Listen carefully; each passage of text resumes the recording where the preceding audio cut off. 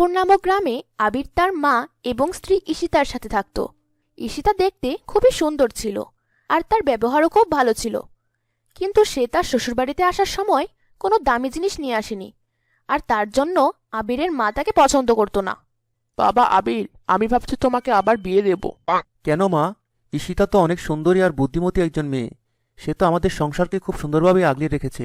তো আমি কি এখন ওর বুদ্ধি আর সৌন্দর্য দিয়ে পূজা করব? ওই 2-3টা জিনিস ছাড়া বাবার বাড়ি থেকে ও কি এনেছে? মা, আমাদের কি কোনো জিনিসের অভাব আছে? প্রভুর দয়ায় আমাদের সংসারে তো সবই আছে।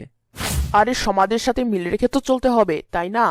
প্রতিবেশী বাসুর ছেলের বউ ছোট 2 হাত ভর্তি করে কত গহনা নিয়ে এসেছে, আর বউটা দেখতেও কত সুন্দর। এমন তো হতেই পারে মা, কিন্তু এখন তো ঈশিতাই তোমার পুত্রবধূ। না না না, আমি তোকে আবার বিয়ে করিয়ে বউ নিয়েই আসবো। আরে মা, এখন রাজা বাচ্চাদের সময় চলে গিয়েছে। মানে? মানে, আমি যদি এখন ঘরে একটা বউ রেখে আরেকটা বিয়ে করি, তাহলে আমার সাথে সাথে তোমাকেও জেলে যেতে হবে। আর আমি যদি আগেই ওকে এই বাড়ি থেকে বের করে দিই তাহলে? তা কিভাবে মা? ওই সব তোকে বুঝতে হবে না, ওটা আমি দেখে নেব। তুই শুধু চেয়ে চেয়ে দেখ। এইসব বলে আবিরের মা সেখান থেকে চলে যায়। সেই দিনই সন্ধ্যাবেলার কথা। বউ, শুনেছিস কবিরের বউ তার বাবার বাড়ি থেকে কত দামি দামি জিনিস নিয়ে এসেছে? জি মা। তোর শুনে কি লজ্জা লাগলো না? লজ্জা কেন লাগবে মা? আমার বাবার যা সামর্থ্য ছিল সেই অনুযায়ী তো তিনি দিয়েছেন। আরে এর থেকে বেশি তো কোনো ভিখারিও তার মেয়েকে দিয়ে থাকে। এই কথা শুনে ঈশিতা কাঁদতে শুরু করে। এই কান্নাকাটি তোর মা বাবার সামনে গিয়ে করিস। আমি তো আমার ছেলেকে আবার বিয়ে দেব। আমি পাত্রীও দেখে রেখেছি, ওর নাম সুমা। তার বাবার অনেক টাকা পয়সা আছে। মা, এমন করবেন না, আপনি যা বলবেন আমি তাই করব। আবিরের মা কোনো কিছু না বলেই সেখান থেকে চলে গেল। রাতে আবির ও ঈশিতা ঘুমোতে গেল। শোনো, বলো। মা তো তোমার বিয়ের জন্য আবার প্রস্তুতি নিয়েছে। ঈশিতা, এখন অনেক রাত হয়েছে, তুমি ঘুমিয়ে যাও। কাল আমি মায়ের সাথে কথা বলছি।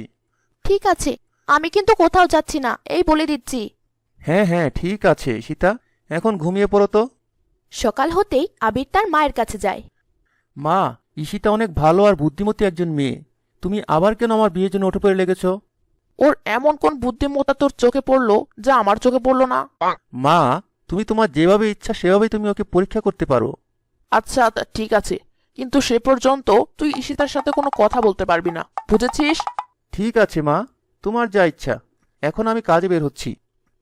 পরের দিন ঈশিতা তার ঘরে কিছু কাজ করছিল। ঈশিতা, এই ঈশিতা, কোথায় মরতে গেলি? আসছি মা। শোন, তুই যদি এই বাড়িতে থাকতে চাস তাহলে তোকে 3টি পরীক্ষা দিতে হবে। ঠিক আছে মা, আমি প্রস্তুত আছি। তো কাল সকালে আমি যখন ঘুম থেকে উঠবো তখন বাসার সামনের কুয়াটি মুক্তা দিয়ে ভরে দিবি। ঠিক আছে মা, আপনি কালকের মধ্যে কুয়া খালি করে দিবেন, তারপর আমি মুক্তা দিয়ে ভরে দেব। শাশুড়ি বউয়ের বুদ্ধি দেখে অবাক হয়ে গেল। তারপর সে পাশে রাখা ট্যাঙ্কি দেখিয়ে বলল, এই বেতের ঝুড়িটা নে, কাল আমার ঘুম ভাঙার আগেই এই ঝুড়ি দিয়ে পানি এনে ওই ট্যাঙ্কিটা ভরে দিবি। জি মা। তখনই ঈশিতা মনে মনে ভাবল, আমি এখনই গিয়ে এই ঝুড়িটা রশি দিয়ে বেঁধে কুয়োতে নামিয়ে দিই। সকাল হতে হতেই এই ঝুড়ির বেতগুলো পানিতে ফুলে উঠবে, আর ফাঁকা জায়গাগুলো ভরাট হয়ে যাবে, ফলে তেমন একটা পানি বাইরে পড়বে না, আর তখন এটি দিয়ে পানি আনাও সহজ হবে। এরপর ঈশিতা ঝুড়িটি কুয়াতে বেঁধে ঘুমাতে চলে যায়। সকালে শাশুড়ি যখন ঘুম থেকে উঠল তখন ঈশিতা বলল, মা, আপনার কথা মতো আমি সকাল হওয়ার আগেই ট্যাঙ্কিটা ভরে ফেলেছি। শাশুড়ি ভরা ট্যাঙ্কি আর ভরা ঝুড়ি দেখে সব বুঝে ফেলল। প্রথমে তো তার মুখে হাসির রেখা ফুটে উঠছিল, কিন্তু পরক্ষণেই সে রাগের অভিনয় করে বলল, তুই তো দেখি অনেক বুদ্ধিমতী, কালকের পরীক্ষার জন্য প্রস্তুত থাকিস। ঈশিতার পুরো বিশ্বাস ছিল সে সফল হবেই। পরের দিন সকালে আবির কাজে চলে গেল। ঈশিতা, বাড়িতে একদানা চালও নেই, তুই একটু বাজারে যা আর 1 বস্তা চাল নিয়ে আয়। জি মা, টাকা দিন, আমি এখনই নিয়ে আসছি। এটাই তো তোর পরীক্ষা, তোকে টাকা ছাড়াই চাল নিয়ে আসতে হবে। এ, টাকা ছাড়া? হ্যাঁ, আর একা একা এত দূর যাওয়া ঠিক হবে না, তাই তুই সাথে করে এই ঘোড়াটি নিয়ে যা। কিন্তু এই ঘোড়া বিক্রি করে আবার চাল কিনিস না যেন, তাহলে তোকে এই ঘরে প্রবেশ করতে দেওয়া হবে না। না মা, আমি ঘোড়া বেচবো না, আপনি নিশ্চিন্তে থাকুন। দুপুরবেলা ঈশিতা চাল এনে তার শাশুড়িকে ডাকতে থাকে, মা, আমি চাল কিনে নিয়ে এসেছি। আয় হায়, তুই কি চাল ধার করে নিয়ে আসলি নাকি?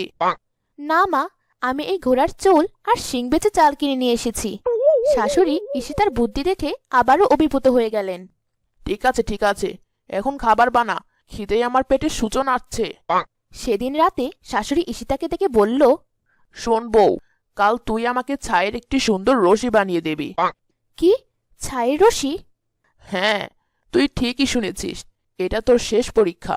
যদি তুই এই পরীক্ষায় সফল হতে পারিস, তাহলে তোকে এই বাড়ির বউ বলে মেনে নিতে আমার কোনো সমস্যাই থাকবে না। ঈশিতা কিছু না বলেই তার ঘরে চলে গেল। সকাল হয় আর শাশুড়ি ভাবে, মনে হয় ঈশিতার কাছে এই প্রশ্নের কোনো উত্তর নেই, এই জন্যই সে এখনো আমার সামনে আসেনি। ভালোই হলো, এবার কাজ হয়েছে। এখন গিয়ে আমি গোসল করে ফেলি। অন্যদিকে ঈশিতা একটি বড় থালায় একটি রশি রেখে তাতে আগুন জ্বালিয়ে দেয়, আর আগুনে পড়ে সেটি ছায়ের রশি হয়ে যায়। এরপর যখন শাশুড়ি গোসল করে আসে, তখন ঈশিতা সেই থালাটি আস্তে করে তার সামনে রেখে বলে, মা, এই যে আপনার ছায়ের রশি। শাশুড়ি ছায়ের রশি দেখে অবাক হয়ে যায় আর তার প্রতি প্রসন্ন হয়ে যায়। সে তাকে জড়িয়ে ধরে।